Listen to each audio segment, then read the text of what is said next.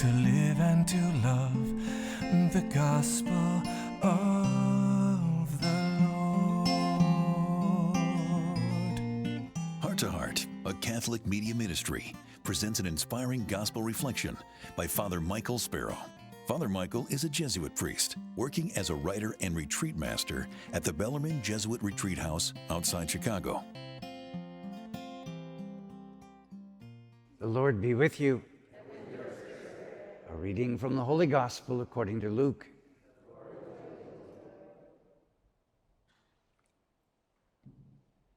As Jesus and his disciples were proceeding on their journey, someone said to him, "I will follow you wherever you go."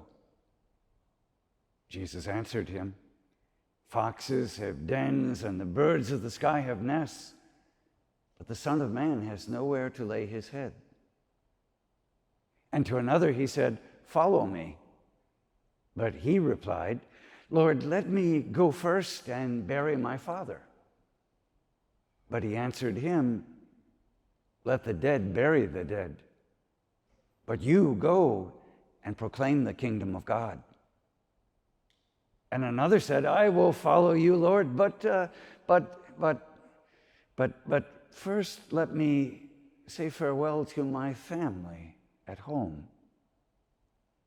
Jesus answered him, "No one who has set a hand to the plow and looks at what was left behind is fit for the kingdom of God." The Gospel of the Lord.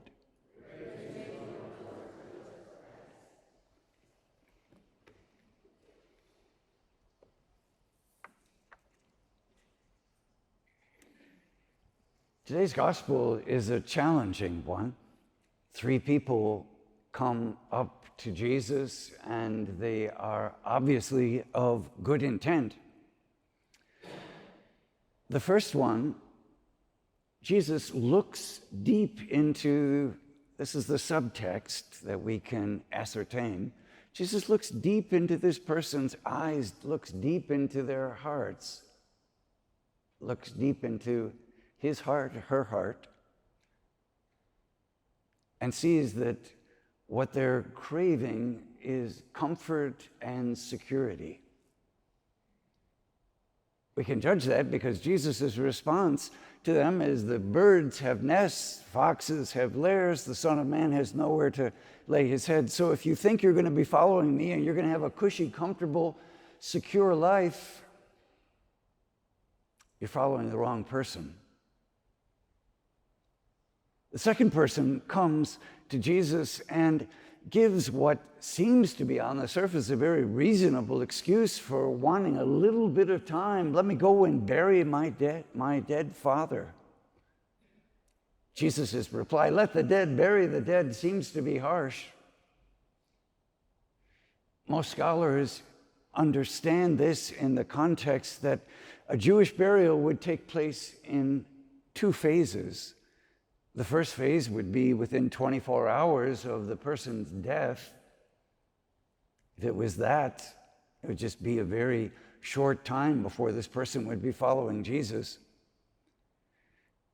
There was no embalming. They would have to be buried within 24 hours.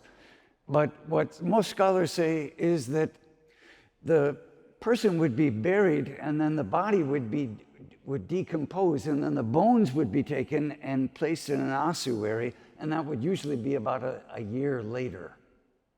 So what the person is really saying is, "I'll get back to you next year, Jesus." That's a horse of a different color, isn't it? The third person comes and says, "Let me go and say goodbye to my family." And again, that seems a perfectly reasonable excuse.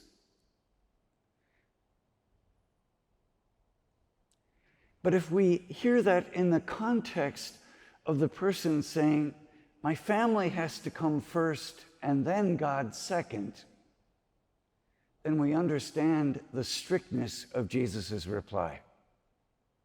Case in point, Francis of Assisi, whose feast we celebrate today. There was great tension between Francis and his father because his father was a wealthy silk merchant, made a lot of money selling cloth. And he wanted his son to follow in his footsteps. Or if he wasn't going to follow, then he wanted his son to win honor and fame for the family through a military career. Go off on the crusades, go off and fight against the other city-states, bring honor and glory to the family.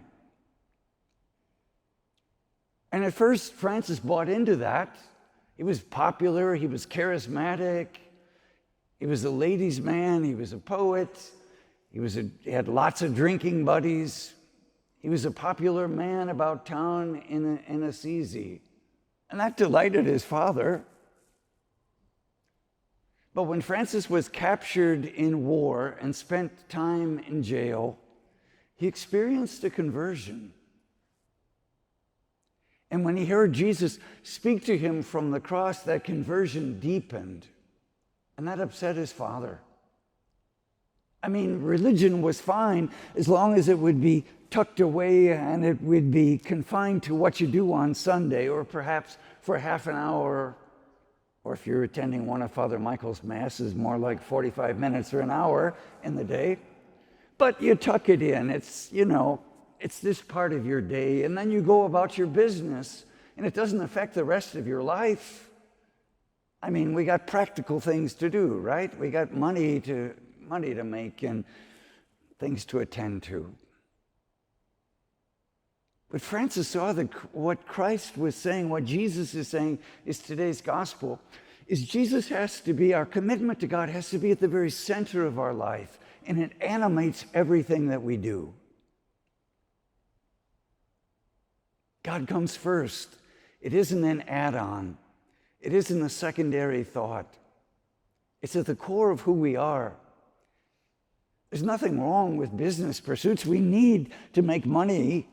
We need to provide for family. We need to use the gifts and the talents. But all of that has to be centered by our relationship with Christ. That comes first. Francis is an extraordinary example of that in his life, in our lives.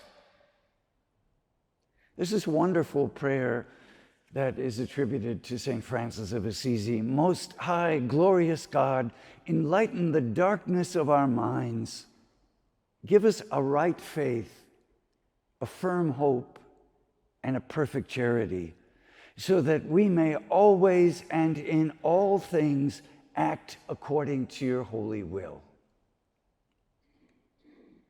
So when God comes first, and we want to do God's will in all things,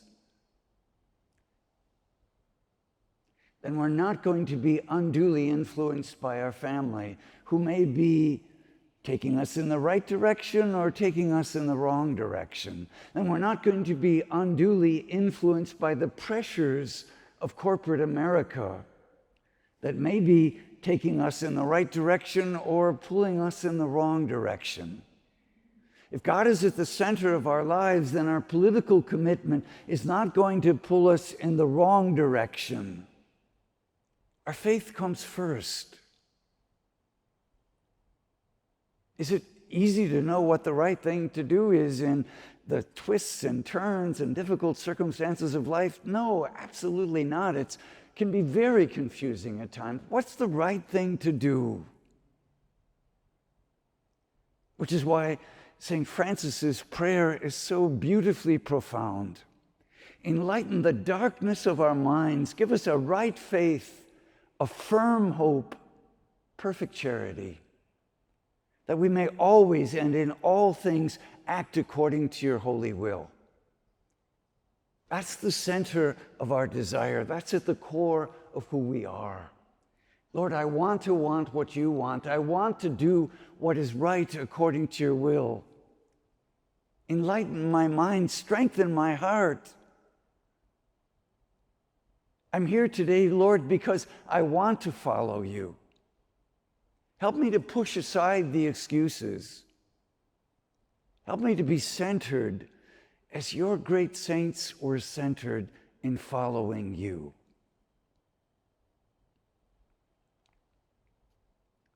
There's a pious little poem, author is unknown. Let me share this with you. You ask why I follow this Jesus. You ask why I follow this Jesus, why I love him the way that I do, when the world's turned away from his teachings and the people who serve him are few. It's not the rewards that I'm after or gifts that I hope to receive. It's the presence that calls for commitment. It's the Spirit I trust and believe. The Lord doesn't shelter his faithful or spare them all suffering and pain. Like everyone else, I have burdens and walk through my share of rain. Yet he gives me a plan and a purpose, and that joy only Christians have known. I never know what comes tomorrow, but I do know I'm never alone. It's the love always there when you need it, and the words that redeem and inspire. It's the longing to ever be with him that burns in my heart like a fire. So you ask why I love my Lord Jesus? Well, friend, that's easy to see. But the one thing that fills me with wonder is why Jesus loves someone like me. Amen? Amen. Heart to heart, hand in hand, praying for grace to understand.